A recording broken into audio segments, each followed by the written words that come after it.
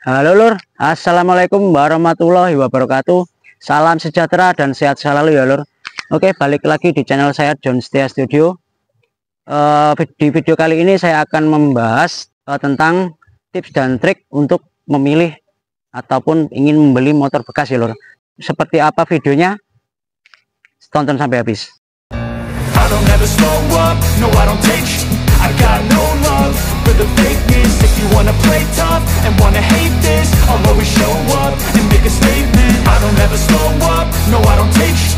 I got no love for the fakeness. If you wanna play tough and... Oke Lur, untuk yang pertama ketika Anda mau membeli motor bekas ini, yang pertama adalah tanyakan dulu kelengkapannya ataupun surat-suratnya ya Lur. Terutama apa?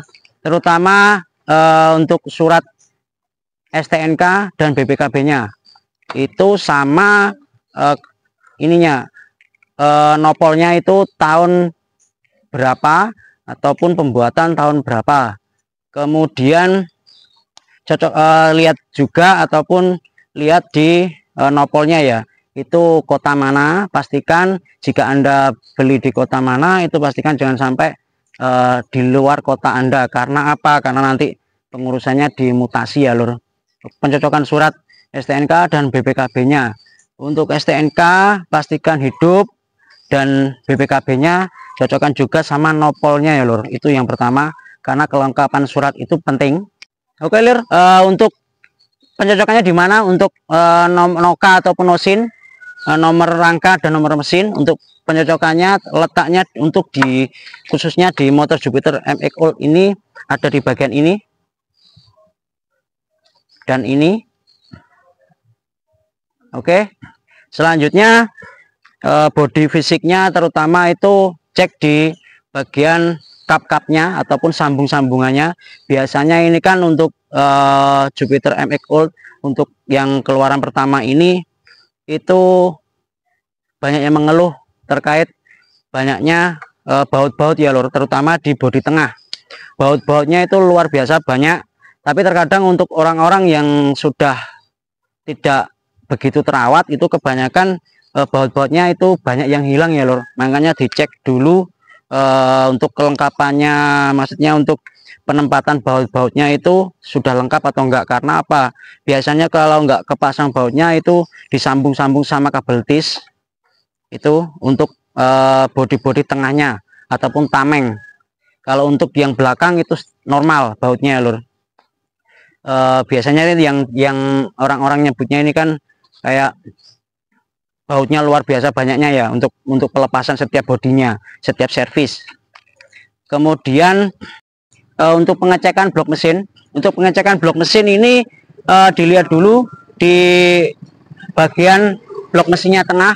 Itu kita untuk mengantisipasi ataupun membandingkan blok mesinnya Fiction sama MX Old itu kayak apa ataupun kayak bagaimana, kita nggak bisa Lur, karena kalau lihat dari luar itu memang mirip. Dilihat dari luar, sisi luar itu mirip. Kalau kita nggak bongkar ataupun tanya ke pemiliknya, ini blok mesinnya ori atau sudah bore upan. Biasanya bore upan itu di bore upan ke Fiction ataupun pemakaian blok Fiction itu bisa dan cocok PNP. Penglihatan ataupun pengetesannya kita bisa menyalakan motornya ya Lur.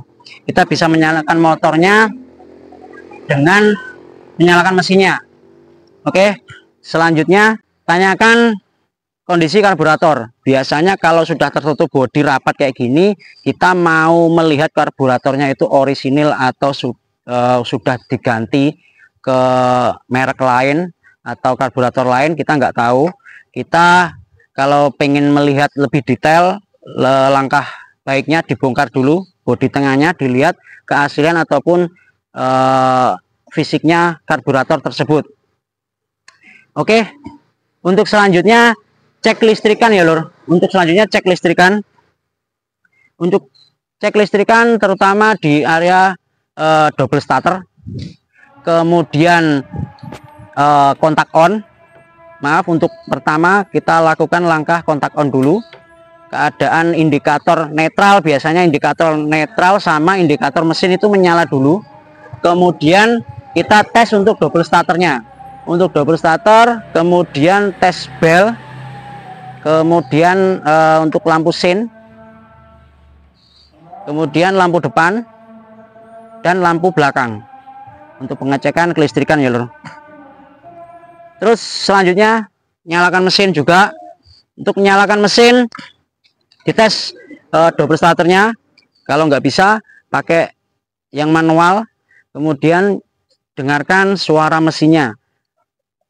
Mesinnya biasanya kendalanya itu kalau sudah kena pistonnya ataupun klep dan lain-lain, itu sangat kasar ya lur. Ada saya sudah mencantumkan di video saya sebelumnya, silahkan dicek.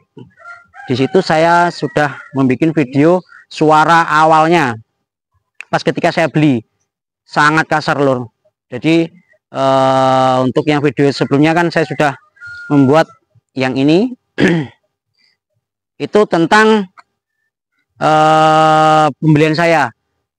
Jadi untuk dulur-dulur bisa mengecek di area mesin dulu, terutama itu tanyakan ke pemiliknya ya. Untuk pemiliknya tanyakan ini sudah pernah diganti atau belum.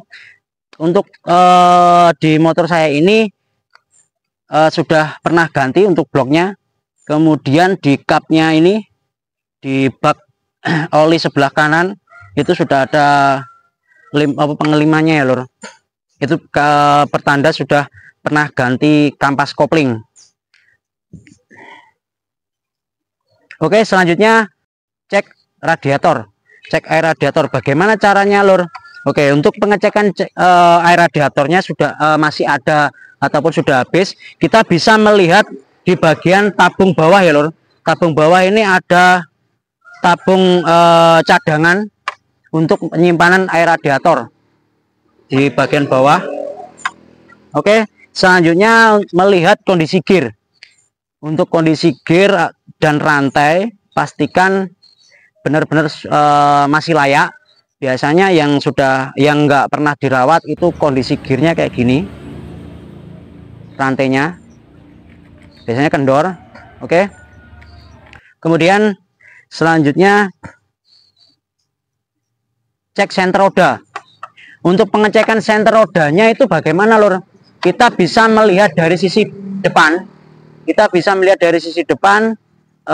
kelurusan itu antara ban sama spakbor.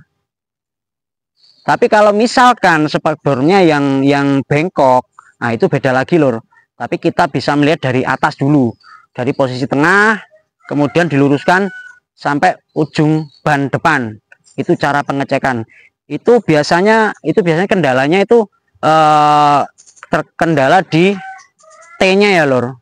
T-nya ini pernah mungkin akibat kecelakaan atau nabrak apa gitu, biasanya kendalanya di situ. Kalau untuk kena apa itu kayak jalan jeglongan, apa bahasanya jeglongan nih? Ya berlubang. Kalau berlubang biasanya kayak gitu, itu bisa, cuma kebanyakan kalau kena T itu biasanya akibat kecelakaan ataupun jatuh ya lur. Kemudian untuk pengecekan selanjutnya tes buat jalan ya lur. Tes buat jalan itu awalnya kita rasakan untuk posisi stang, itu tingkat kenyamanannya bagaimana. Kalau misalkan apa itu kayak ada jedak-jeduknya itu ataupun kayak kocak, itu berarti kena di komstir ataupun kones kalau Jawanya. Itu komstir, cek komstir. Kemudian untuk pengereman kita cek bagian depan belakang. Nah, untuk mengetahui